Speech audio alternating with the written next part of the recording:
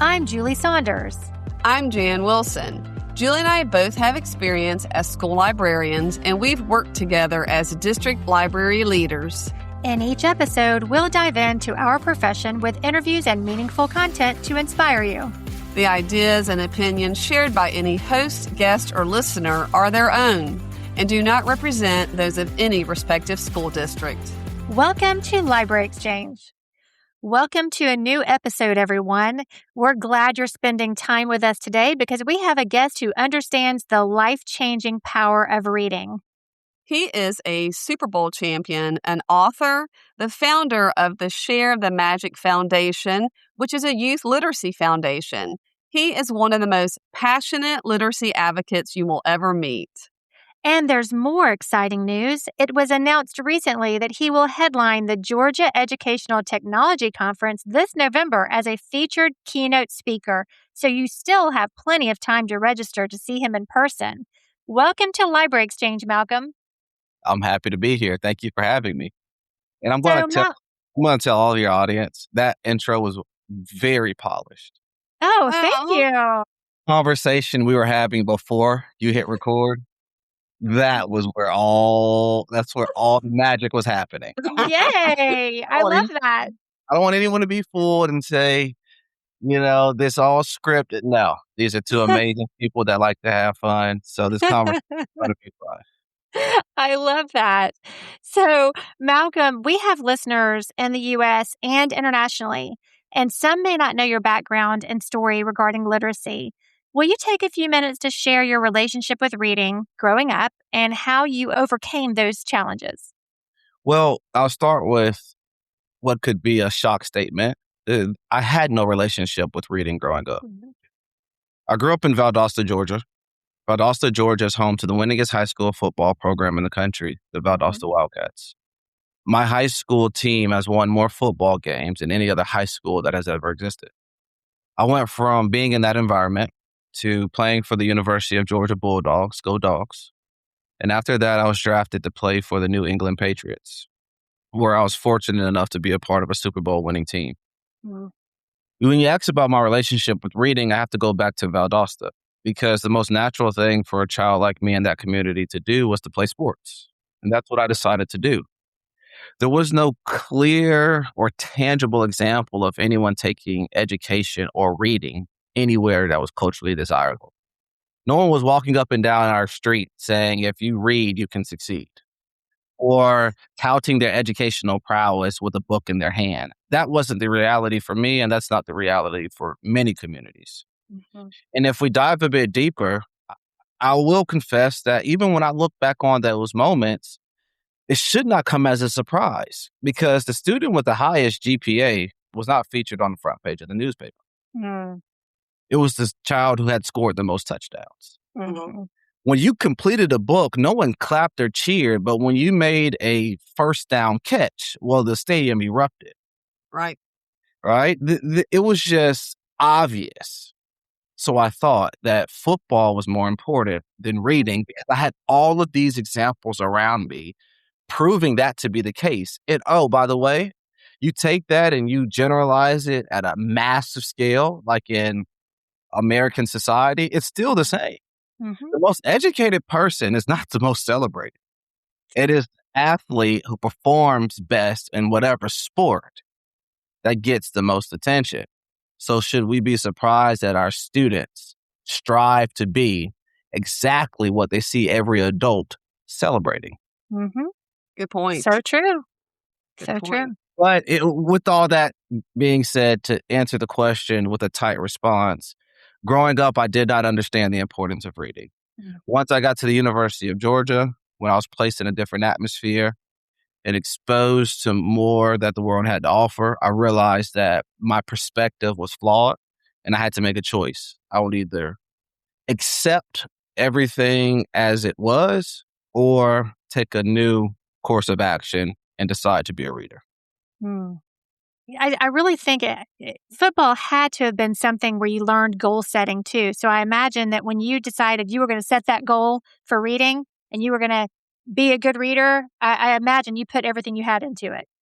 Well, I've learned that progress or getting better at something is a quite simple formula. In football, as a child, the coaches always said, start with the fundamentals, which means you start from the easiest place and then you build your skills upon that. Mhm. Well, when I decided to become a reader, I thought about that same concept and I just asked myself, what's the equivalent of starting from the easiest point with books? And that's how I gravitated towards picture books. And that's why I ended up writing them. Because as a 19-year-old playing football at the University of Georgia, I was reading, The Very Hungry Caterpillar to gain confidence and learn sentence structure and build vocabulary, Mhm. those sorts of things. So, Malcolm, did you not have a school library in elementary school, or it just wasn't a place you gravitated towards? It was not a place I gravitated towards. I remember in elementary school when the Scholastic Book Fair would come. Mhm. Ironically enough, I write books with Scholastic Matt. Yeah. Right. But then, I would spend 20 minutes holding Captain Underpants Mhm. and I'd try to walk out with it and they'd say, well, wait a minute, that's $7.99. And, Mm, then I had to put it back. Right. mhm, In middle school, I remember there being a media center and there being, I think I now know it to be Lexile level reading material. Mhm. Mhm. I love looking at pictures with animals. I was a huge crocodile hunter fan. And in high school, I remember the library, but each book that I've written thus far features a library for a reason. mm, mhm, Because by the time I became, a young adult, I was able to actively alter my perspective of the library mm, mhm, through my desire to do so. But in elementary, middle, and high school, I'm just simply accepting things for what they are. mhm, uh-huh, And I don't want to say this knowing your relationship to libraries, but I want to be authentic and I want to be honest. mhm, They were never positioned as places for community, mm, for enthusiasm, for excitement, for celebration, for all the dopamine hits you need as a child to want to engage. But you start looking at other stuff, you wonder why the kid wants to play the video game all day. Right. Well, mm, every 20 seconds, it's giving him some accolade Yeah. or her, Mhm. So for me as a kid, yes, I remember those places, but they were never positioned to be something that I would gravitate towards because when you went in there, well, the rules were pretty straightforward. Be quiet. So, Malcolm, you're already kind of answering my question, so I'm Yep. gonna ask it while we continue is, as librarians and educators, we see students every day, where you were feeling frustrated with reading or not able to purchase a book at the book fair. So, what message would you share with school librarians who work every day to help students to discover a love of reading? You mentioned community already. Well, it has to be culturally relevant. Mhm. It has to somehow intertwine with the long-term desire of not just that student, but the entire community in the school and outside of the school if you want people to engage at a deeper level where they can actually extract the value out of an amazing place like a library. To me, the library represents the past, present, and future. And that's a big deal, especially if you're trying to figure out how to go from being in an environment where resources are slim to a resource rich environment. Well, the library hosts all or majority of the information you need access to gain the intellectual capabilities to move yourself into different social groups. I believe that wholeheartedly. That's why I keep writing about libraries and the books that I'm able to write. But to answer your question, it has to evolve. The concept has to evolve into something that's much more present today because unless that atmosphere is elevated to the same degree as Friday Night Lights, you're gonna keep competing with these and it's just going to be very difficult. Mm-hmm. For me, one thing that helped was when I realized that reading or having the ability to read proficiently would impact my socioeconomic status. Well, my perspective of the activity changed because, oh, this is something that can ensure my mom doesn't have to struggle her whole life, that I could help her by gaining intellect through reading. Well, that's a lot different than just saying read to pass class. And now a word from our sponsors.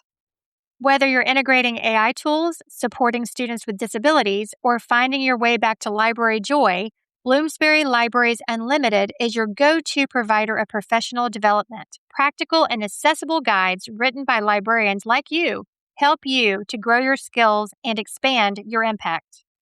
Get 20% off professional development books for school librarians using code LibraryExchange20 at bloomsbury.com/BLU. I know people like to say, well, you want to enjoy reading, you want to have fun. And sure, I love it. I want students to enjoy it.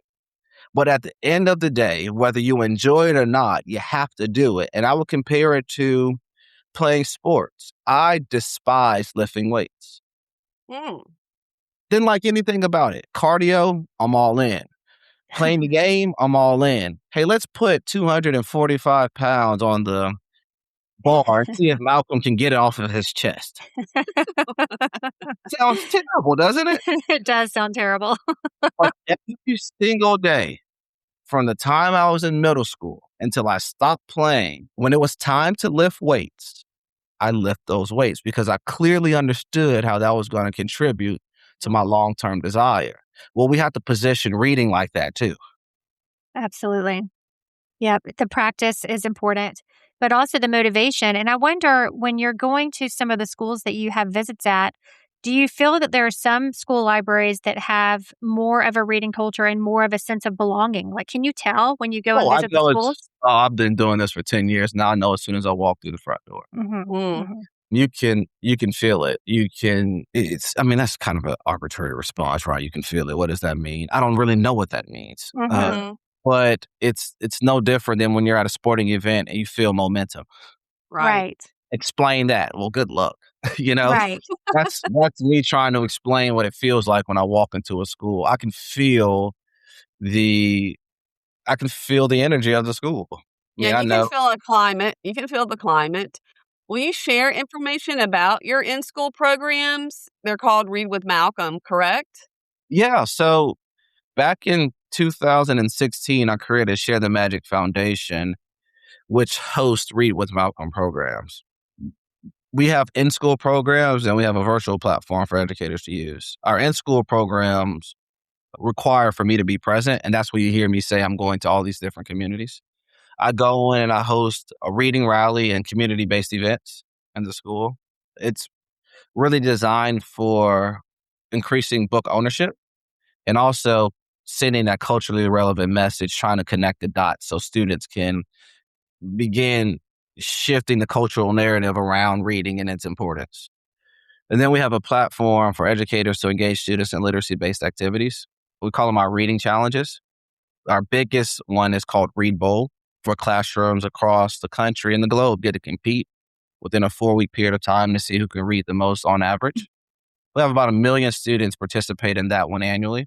Wow. 1 million? Yeah, and I go Is that global? Is that global also? Yeah, it's Do people global. in other countries? Great. Yeah. So we have about 19 other countries participating in that. Don't ask me to list them all. Okay.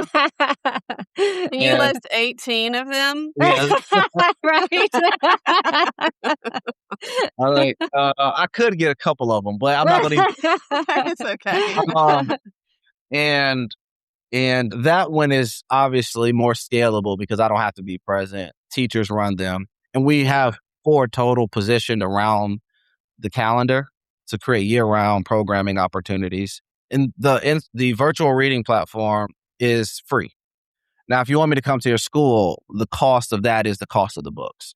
Because of my experience as a child, not always having the financial means to purchase books, if I show up, then every kid's going to get one at no expense. Oh, I love that. No way. And we find a way to accomplish that. Either it's fundraising, the school has community support, or the school has Title I funding. We figure it out. But the children and their families will not bear the cost of that book. That's not, Wow. yeah. So Amazing. It's so great the ways in which you've figured out a way to get books in the hands of kids and to inspire kids to read. And I think about that Read Bowl, even though you're not there and present, it's your domino effect that is spreading for all these other kids to have these opportunities. It's really amazing. Mm-hmm. Do you feel that? I knew you were going to ask that. Does it feel, I mean, do you feel like you're making a difference with this? Because it feels to me like you are. I'm not in it for that. I know. I'm in it. Well, yeah, I'm not in it to make myself feel good about anything. I'm just in it because I think it matters. So Yeah. that leads me to my next question. Yeah. So think about learning to read later in life and really digging in. How has becoming a reader changed the way you see yourself? Whoa, now that is a good question that I have Thank you. never asked. Well, reading made me more self-reflective.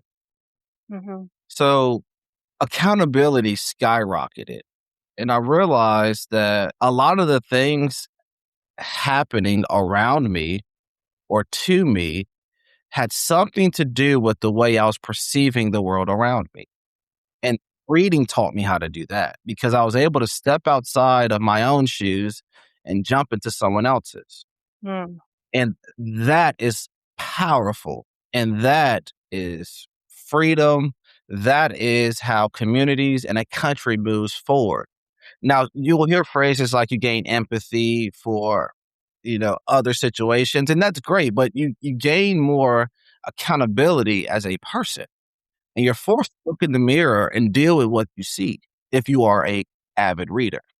So the acceptance of a mediocre performance, the acceptance of inadequate responses, all of that begins to be challenged, not by some external factor that you can argue with, Right. but with yourself if you're good at it. And that matters. And to me, that's why I say reading has the power to alter the behavior of the world because we'll stop arguing with each other and we'll start arguing with ourselves. And that's how the greatest form of evolution takes place. I completely agree. In my opinion, that's what I've experienced. You just can't be afraid to look at yourself and say, I really need to do something about this because it's not great. Mm-hmm. Right. Right. Yeah, That's I it. love that. It's self-reflective. Great Well, answer. it does. It forces you to say, I have only looked at this through my own lens because it's the only life I've had. It forces Right. you to look at things through a different lens. Well, and it also lends itself to how we really try to have our libraries have representation in the book collection and making sure that students can see themselves, but also see other people. And, you might have heard along the way, the windows, the Of course. doors, the sliding glass doors, where you can, or the mirrors. I forgot the mirrors. Mirrors, windows, and sliding Yes, glass thank doors. you, Jan. Yeah. Where you're reflecting back on yourself, you're looking out the window at something else, and then you can go back and forth between the worlds through the sliding glass doors. And it Yeah. really does create full human because you are all these ideas that you have to wrestle with yourself to figure out who you are and who the world is around you. Yeah, and if you're honest with yourself, if it also reinforces humility because you realize, man, in this entire ecosystem, and I don't want to get too philosophical here, but we are specks in comparison to what all of this thing represents, Mm-hmm. and it's liberating in some degree. It's also concerning in some degree. Yeah. Each day, I Absolutely. guess you can decide which one you want it to represent. Do you have a memory of a child or a parent saying something to you that's kind of stuck with you? Anytime someone tells me that I've inspired them to read, it sticks with me. Oh, Yeah. nice. Because for the first, I'm 32, so I started playing football. I don't know what grade are you in at? Like, how old are you in fourth grade? Probably like 9 9. or 10. Mhm. Okay, let's go with 10 so I can have like a good brown nipple. Easy math. I started playing football at 10, and from the time I was 10 until I was 25, 26, I had only been acknowledged for my athletic performances. Great catch, good block, man, you're fast. I didn't know you could jump that high. Wow, your hands are big. And so subconsciously, you begin to think of yourself how the world perceives and values you.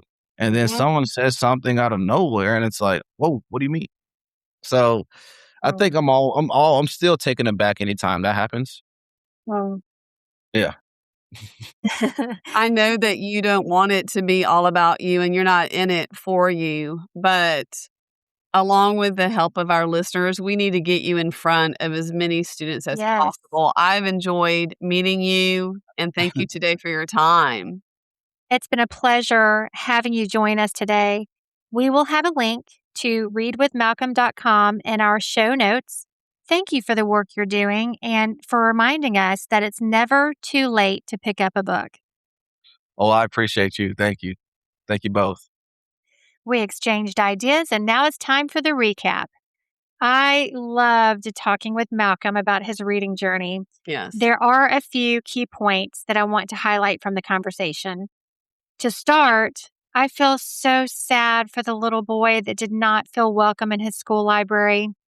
Yeah, it makes me sad too.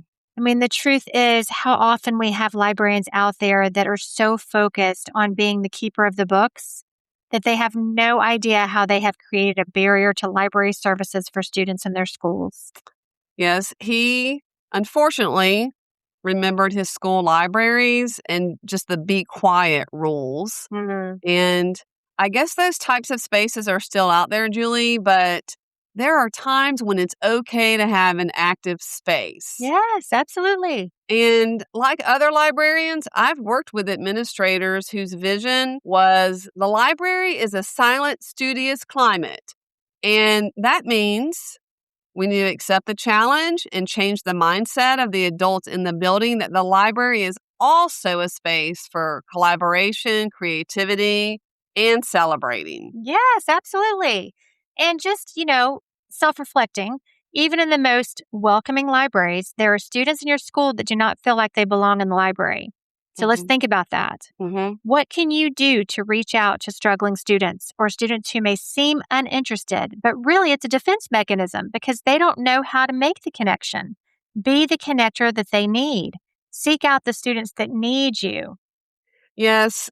Speaking of need, his memory of having to put that book back at the Scholastic Book Fair because he didn't have money broke my heart. And I know Mm, that's the reality for many yeah. students. And I hope that librarians take inspiration from his foundation's mission, which is, to get more books in the home, actively seek out Title I funding, community grants, or fundraise so that finances never prevent a child from owning a book. And as a reminder, if you work at a Title I school, set up an account with First Book Marketplace because they have popular books and sometimes their paperbacks are only $1 each and you can purchase books in bulk for bigger savings. Yeah, great ideas. So, librarians out there listening, please make your students feel welcome in your space. Seek out the resistant students. Go out of your way to find them and always work tirelessly to get books in the hands of kids. Yes, I also noted from talking to him that we need to remember that getting to know our school community, the culture, and their interests will help us meet their needs.